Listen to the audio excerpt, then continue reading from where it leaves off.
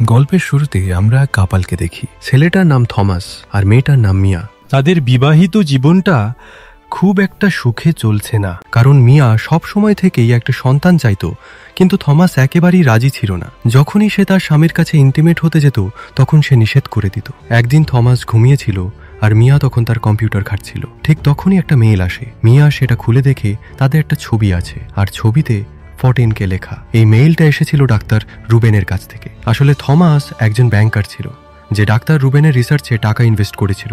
Doctor Ruben একটা নতুন গবেষণায় কাজ করছিলেন, যেখানে চিকিৎসার পর মানুষের তারুণ্য আবার ফিরিয়ে আনা যাবে, এমনকি বুড়ো মানুষকেও আবার তরুণ বানানো যাবে। তিনি এই এক্সপেরিমেন্টটা পাবলিকলি ঘোষণা করেছিলেন, কিন্তু কিভাবে করছেন সেটা কাউকে বলেননি। আর থমাসও এই এক্সপেরিমেন্ট সম্পর্কে বেশি কিছু জানতো না, আর না মিয়া জানতো যে তার স্বামী এক্সপেরিমেন্টে টাকা ইনভেস্ট করছে। যখন থমাস জানতেই পারে রুবেন এই প্রজেক্টে কাজ করছে, তখন সে তাকে তাদের বাড়িতে আসতে বলে। এরপর রুবেন যখন থমাসের বাড়িতে আসছিল, তখন মিয়া বাইরে তার প্রতিবেশী নিকার সঙ্গে কথা বলছিল। মিয়া নিকাকে দেখে থেমে যায় আর তাকে বলে, তুমি ভীষণ সুন্দরী। তারপর নিকার চুলে হাত বোলায় আর একটা চুল ছেড়ে নিয়ে নিজের পকেটে রেখে দেয়। তারপর থমাসের বাড়িতে আসে। থমাস চাইতো না যে এই রিসার্চ এত তাড়াতাড়ি সবার সামনে চলে আসুক, কিন্তু রুবেন বলে, আমি যদি না করতাম তাহলে অন্য কেউ করে দিত, তখন আমরা টাকাও কামাতে পারতাম না। সে থমাসকে কয়েকটা ছবি দেখায় যেখানে সে বুড়ো মানুষদের কয়েক বছর তরুণ করে দিয়েছে। সে তাকে জিজ্ঞেস করে, দেখো এরা কি তরুণ লাগছে না? থমাস বলে, এসব তো ঠিক আছে, কিন্তু খেয়াল রেখো এসবে যেন কোনো ভুল না হয়। রুবেন তাকে আশ্বস্ত করে বলে, চিন্তা করো না। তারপর সে সেখান থেকে চলে যায়। রাতে মিয়া সুন্দর একটা ড্রেস পরে থমাসের কাছে আসে এবং তার কাছে আসতে চায়, কিন্তু থমাস বলে, আমি তোমাকে দুনিয়ার সব সুখ দিতে পারবো, শুধু বাচ্চা ছাড়া। এটা শুনে মিয়া ভীষণ কষ্ট পায়। ওদিকে নিকা তার কাজ সেরে রাতে বাড়ি ফিরছিল। হঠাৎ দুজন লোক তার মাথায় আঘাত করে, ফলে সে অজ্ঞান হয়ে যায়। তারপর তারা তাকে কিডন্যাপ করে তাদের ভ্যানে লুকিয়ে ফেলে। নিকার জ্ঞান ফেরার পর তারা তার হাতে গরম লোহার ছ্যাঁকা দিয়ে দাগ বসায়, ফলে তার খুব যন্ত্রণা হয়। কিডন্যাপাররা তাকে কোথাও নিয়ে যাচ্ছিল, কিন্তু মাঝপথে নিকা ভ্যান থেকে লাফ দিয়ে নিজের প্রাণ বাঁচায় আর একপাশে লুকিয়ে পড়ে। পরের দিন আমরা দেখি এক পেশেন্ট ডাক্তার রুবেনের কাছে ট্রিটমেন্টের জন্য এসেছে, কারণ সে তরুণ দেখতে চাইছিল। সে তার কাছ থেকে কিছু টাকা নেয় আর একটা কন্ট্রাক্ট সাইন করায়, যেখানে লেখা যা কিছু এই ট্রিটমেন্ট চলাকালে তার সাথে যা হবে তা তার সম্মতিতে হবে, আর সে যেন এই ব্যাপারে কাউকে না বলে। পেশেন্ট কন্ট্রাক্ট সাইন করে দেয়। তারপর রুবেন তাকে বলে তার সিমেন আর রক্তের স্যাম্পল দিতে, কিন্তু পেশেন্ট প্রশ্ন করতে শুরু করে। তখন সে ট্রিটমেন্ট করতে নিষেধ করে দেয়। ওদিকে থমাস মিয়ার সঙ্গে বাড়িতে ছিল, যেখানে মিয়া রুবেনের সম্পর্কে জেনে গেছে। ঠিক সেই সময় তাদের বাড়ির দরজায় নিকা আসে, যে আহত অবস্থায় ছিল। সে তাকে দরজা খুলতে বলে। মিয়া তাকে বাড়ির ভেতরে নিয়ে আসে। নিকা খুব আতঙ্কে ছিল। মিয়া থমাসকে বলে নিকাকে হাসপাতালে নিয়ে যেতে, কিন্তু ঠিক তখনই থমাস নিকার হাতে সেই দাগটা দেখে যা তার কাছে ইমেইল এসেছিল। থমাস নিকাকে গাড়িতে তোলে, কিন্তু হাসপাতালে না নিয়ে গিয়ে সরাসরি এক ফ্যাক্টরিতে নিয়ে আসে। সেখানে হঠাৎ কিডন্যাপাররা এসে নিকাকে ধরে নিয়ে যায়। আসলে এই ফ্যাক্টরিতেই ডাক্তার রুবেন মানুষদের এক্সপেরিমেন্টের জন্য আনতো। থমাস ফ্যাক্টরির ভেতরে গিয়ে রুবেনকে বলে, তুমি কতদিন ধরে এভাবে নিরীহ মেয়েদের কিডন্যাপ করবে? রুবেন বলে, তাতে তোমার কি? নিকা কি তোমার কেউ হয়? যদি না হয় তাহলে চুপচাপ থাকো, এখন রাত হয়ে গেছে। আর মিয়া থমাসের আর নিকার ফেরার অপেক্ষা করছিল, কিন্তু তারা এখনো বাড়িতে ফিরছিল না। সেই কাছের এক হাসপাতালে ফোন করে নিকার নামে কোনো পেশেন্ট এসেছে কিনা জানতে চায়, কিন্তু তাকে বলা হয় এই নামে কেউ ভর্তি হয়নি। মিয়া দুশ্চিন্তায় পড়ে যায়। তখন সে থমাসের ফোন ট্র্যাক করে আর জানতে পারে সে রুবেনের ফ্যাক্টরির কাছে আছে। মিয়া দ্রুত গাড়ি নিয়ে সেদিকে রওনা হয়। মিয়া যতক্ষণে ফ্যাক্টরিতে পৌঁছায় ততক্ষণে থমাস সেখান থেকে চলে গেছে।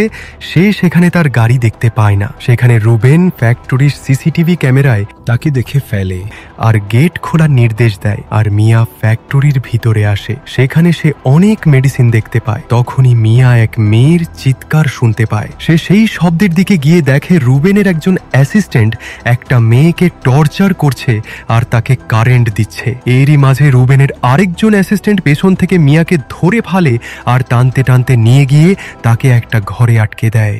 দ্বিতীয় অ্যাসিস্ট্যান্ট ঘরে এসে মিয়াকে কিছু পোশাক দিয়ে পরে নিতে বলে। মিয়ার হাতে কোনো উপায় ছিল না, তাই সে পোশাক পরে নেয়। তারপর সে মিয়ার মুখে টেপ লাগিয়ে দেয় আর তার রক্তের স্যাম্পল নেয়। এরপর মিয়ার হাতেও গরম লোহা দিয়ে দাগ বসানো হয়, যার ফলে মিয়া ব্যথায় ছটফট করতে থাকে। ওদিকে থমাস বাড়ি পৌঁছে দেখে মিয়া ফ্যাক্টরিতে গেছে। তখন সে সোজা ফ্যাক্টরিতে আসে আর তাকে খুঁজতে থাকে, কিন্তু তাকে সে কোথাও পায় না। তখন রুবেনের এক অ্যাসিস্ট্যান্ট তাকে ঘরে ঢুকতে বাধা দেয় যেখানে মিয়া বন্ধ আছে। তখন রুবেন ফোন করে অ্যাসিস্ট্যান্টকে বলে তাকে দেখা করতে দিতে। থমাস ভেতরে গিয়ে মিয়ার সঙ্গে দেখা করে। মিয়া অবাক হয়ে বলে, এসব কি হচ্ছে? থমাস বলে, আমি বাধ্য, আর আমার হাতে আর কোনো উপায় নেই। সে মিয়াকে ঘরের ভিতরে থাকতে বলে, যদি সে পালানোর চেষ্টা করলে তাহলে ওরা তাকে মেরে ফেলবে। মিয়া তাকে পুলিশকে ডাকতে বলে। থমাস বলে, যদি আমি সেটা করি তাহলে পুলিশ আমাকেও ধরে ফেলবে। সে মিয়াকে বলে, কয়েক বছর আগে সে এক হোটেলে এক মেয়ের সঙ্গে ছিল।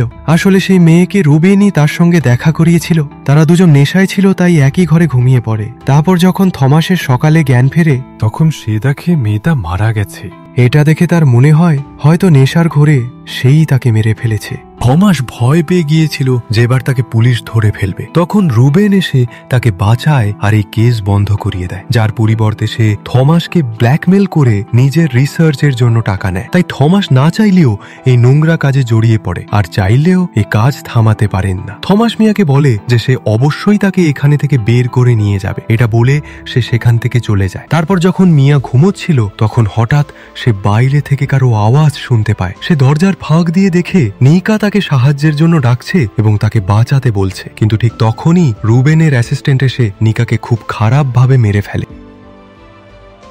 এটা দেখে মিয়া কান্নায় ভেঙে পড়ে। তারা নিকার দেহটাকে ফেলে দেয়। ওদিকে থমাস রুবেনের কাছে আসে এবং জিজ্ঞেস করে সে আসলে কেন মেয়েদের কিডন্যাপ করে। তখন রুবেন তাকে তার ল্যাবে নিয়ে যায় আর জানায় এখানে নিয়ে আসা মেয়েদের প্রেগন্যান্ট করে তাদের ডিম্বাণু দিয়ে এক্সপেরিমেন্ট চালানো হয়, যাতে ক্লায়েন্টরা তরুণ হতে পারে।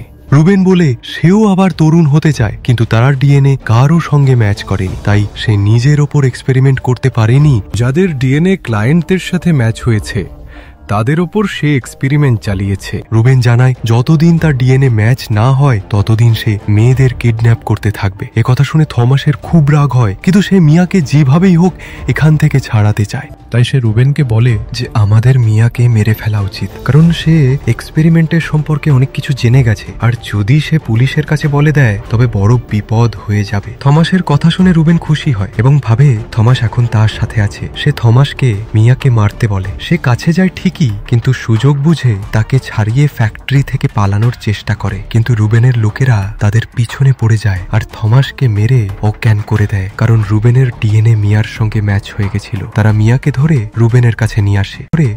তারপর তারা মিয়ার ভিতরে সিমেন্ট ঢুকিয়ে দেয় এবং তাকে বেসমেন্টে নিয়ে যাওয়া হয়, যেখানে সে অনেকগুলো মেয়েকে দেখে যাদের বন্দি করে রাখা হয়েছে, যারা প্রেগনেন্ট। তাদের শরীর থেকে কিছু স্যাম্পল নিত যাতে বুড়ো মানুষের শরীরে প্রবেশ করিয়ে তাদের তরুণ করা যেতে পারে। এখানে মিয়া একটা মেয়েকে দেখে যার কোড নম্বর 14K। এটাই সেই মেয়ে যাকে সম্পর্কে থমাস বলেছিল যে সে মরে গেছে, কিন্তু আসলে সে এখনো বেঁচে আছে। সে মিয়াকে বলে রুবেন টাকা দিয়ে তাকে এসব করিয়েছিল, কিন্তু পরে তাকেও বন্দি করে ফেলে আর এখন সে ফেসে গেছে। ঠিক তখনই এক মেয়ের দাঁত প্রচন্ড ব্যথা করতে শুরু করে। সে চিৎকার করতে থাকে। তখন রুবেনের লোক এসে তার দাঁতই তুলে দেয়। এতে মেয়েটা চিৎকার করতে থাকে। তারপর সেই লোক তার মুখ স্ট্যাপলার দিয়ে সিল করে দেয়। এটা দেখে 14K মেয়েটি হাসতে থাকে। সঙ্গে সঙ্গে রুবেনের লোকেরা তাকে প্রচন্ড মারধর করে। সেই যন্ত্রণায় ছটফট করতে থাকে, কারণ সে প্রেগন্যান্ট ছিল। এরপর রুবেন সেখানে এসে বলে আমাদের এই বাচ্চাকে পৃথিবীতে আনতে হবে। তারপর 14K বাচ্চা হয়, যাকে রুবেন নিজের সাথে নিয়ে চলে যায়। এটা দেখে মিয়া বুঝে যায় তাকে এখান থেকে যত তাড়াতাড়ি সম্ভব পালাতে হবে, না হলে তারা তার সঙ্গে যে কোনো কিছু করতে পারে। মিয়া নিজের সেলে বাথরুম করে দেয়। যখন রুবেনের লোক খাবার দিতে আসে তখন সে তার উপর চিৎকার করতে থাকে এবং ভিতরে ঢুকে তাকে মারতে থাকে। ঠিক তখনই মিয়া চালাকি করে তার কাছ থেকে ছুরি নিয়ে নেয় এবং তার পেটে বসিয়ে দেয়। এতে সে ভয়ানক ব্যথায় পড়ে যায়। তবুও মিয়াকে খারাপভাবে মারতে থাকে এবং তার গলা চেপে ধরে। তখন সেলের অন্য মেয়েরা মিয়াকে সাহায্য করার চেষ্টা করে। তাদের মধ্যে এক মেয়ে সেলের ভেতর থেকে রুইনের লোকের ছুরি নিয়ে তার পিঠে বসিয়ে দেয়, ফলে লোকটা সেখানেই পড়ে যায়। মিয়া তার কাছ থেকে বাকি সেলের চাবি নিয়ে নেয় আর সব মেয়েদের সেল খুলে তাদের বাইরে বের করে আনে। এরা সবাই সামনে এগিয়ে সব মেয়েরা 14K বাচ্চাকে খুঁজতে যায়। তখন রাস্তায় ওরা একটা কন্টেনার দেখে যেখানে অনেকগুলো বাচ্চার মৃতদেহ ছিল। এটা দেখে ওরা ভীষণ ভয় পেয়ে যায় আর প্রচন্ড রেগে যায়। তাদের মনে হয় হয়তো 14K বাচ্চাকে রুবেন মেরে ফেলেছে। তাই সবাই মিলে মিয়ার সঙ্গে রুবেনকে মারার জন্য খুঁজতে শুরু করে, কিন্তু তখনও রুবেন তার বাচ্চাকে মারেনি। সে বাচ্চার শরীরের ভেতর থেকে কিছু বের করছিল আর ওর এক লোক সেখানে ছিল। ঠিক তখনই মেয়েরা সেখানে পৌঁছে যায়। 14K তার বাচ্চাকে রুবেনের কাছ থেকে নিয়ে নেয়। হঠাৎ রুবেনের লোক ওদের উপর হামলা করে বসে। তখন বাকিরা শিকল দিয়ে তাকে ফাঁসি ধরে মেরে ফেলে।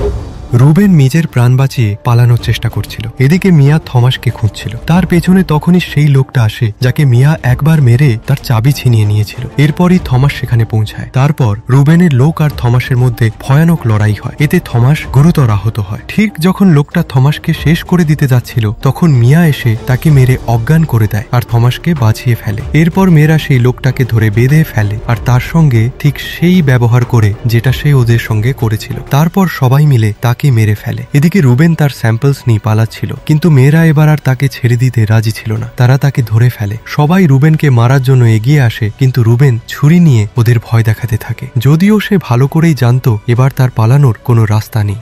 সে কারো হাতে মরতে চাইছিল না, তাই নিজের গায়েই ছুরি মারে আর তখনই সে মারা যায়। এরপর অ্যাম্বুলেন্স এসে আহতদের হাসপাতালে নিয়ে যায়। যখন পুলিশ ওই ফ্যাক্টরিতে আসে তখন তারা কোনো প্রমাণ খুঁজে পায় না, তাই মামলাটা বন্ধ করে দেওয়া হয় আর বাকি মেয়েরা মুক্তি পেয়ে নিজেদের বাড়ি ফিরে যায়। কয়েকদিন পর আমরা মিয়া আর থমাসকে দেখি। তাদের কাছে একটা বাচ্চা আছে যেটা 14 কেজি, যে তাদেরকে তার বাচ্চা দিয়ে দিয়েছিল। এখন তারা সুখে শান্তিতে জীবন কাটাচ্ছে। আসলে রুবেন মেয়েদের কিডন্যাপ করতো এই কারণে যাতে সে জানতে পারে কোন মেয়ের ডিএনএ কেমন, আর যদি কোনো পেশেন্টের ডিএনএর সঙ্গে কোনো মেয়ের ডিএনএর সঙ্গে মিলে যেত তাহলে সে ওই পেশেন্টের সিমেন মেয়ের শরীরে প্রবেশ করাতো। আর যখন মেয়েটি প্রেগনেন্ট হয়ে সন্তানের জন্ম দিত তখন সে সেই বাচ্চার শরীর থেকে এক ধরনের মূল্যবান জিনিস বের করত আর সেটা পেশেন্টের ডিএনএর ভেতরে দিত যাতে তারা বুড়ো না হয়, আর ওই বাচ্চাকে ফেলে দিত। রুবেনের কাছে এটা করা ছিল কেবল টাকা রোজগারের একটা উপায়, কিন্তু এর জন্য